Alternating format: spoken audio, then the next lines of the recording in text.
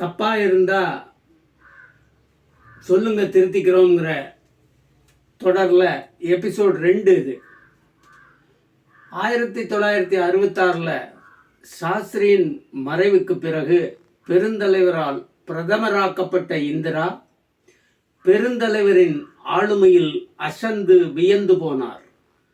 மீண்டும் 1967 தேர்தலில் காங்கிரசுக்கு 3/2 பங்கு மெஜாரிட்டி கிடைக்கவில்லை என்றாலும் ஆட்சி அமைக்கக்கூடிய பெரும்பான்மை கிடைத்துவிட்டதால் மொரார்ஜி தேசாய் பிரதமர் பதவிக்கு போட்டியிடுவதில் மும்முரமாக இருந்தார். அவரை பெருந்தலைவரால் தடுத்து நிறுத்த முடியவில்லை.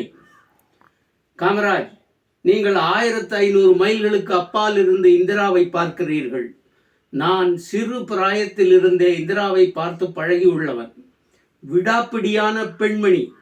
அவரை பிரதமராக துடிப்பதை மறுபரிசீலனைக்கு உட்படுத்துங்கள் என்று மொரார்ஜி தேசாய் சொன்னதாக அப்போது தமிழ்நாடு காங்கிரஸ் கமிட்டி தலைவராக இருந்த சி. சுப்பிரமணியம், கக்கஞ்சி உள்ளிட்ட சத்யமூர்த்தி பவன் வட்டாரம் பேசிக்கொண்டது பத்திரிகைகளில் கிசுகிசுப்பாகவே வந்திருக்கிறது.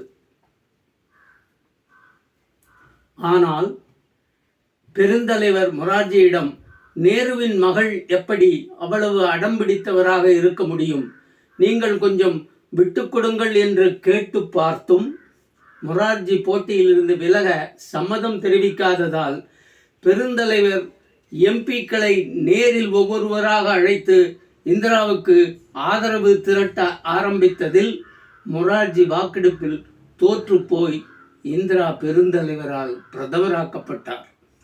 ஆனால் காந்தியவாதியான மொரார்ஜி தேசாயை ஒதுக்கிவிட மனமில்லாத பெருந்தலைவர் அவருக்கு அமைச்சரவையில் நம்பர் 2 நிதித்துறையை ஒதுக்கச் செய்து துணை பிரதமர் என்ற அந்தஸ்தையும் ஏற்படுத்தி கொடுத்தார்.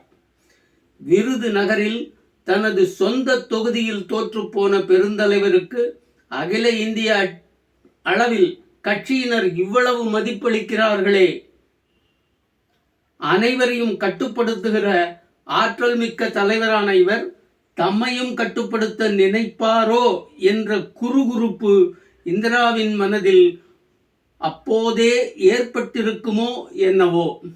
இருந்தாலும் பெருந்தலைவரிடம் அவர் பவ்யமாகவே நடந்து கொண்டார்.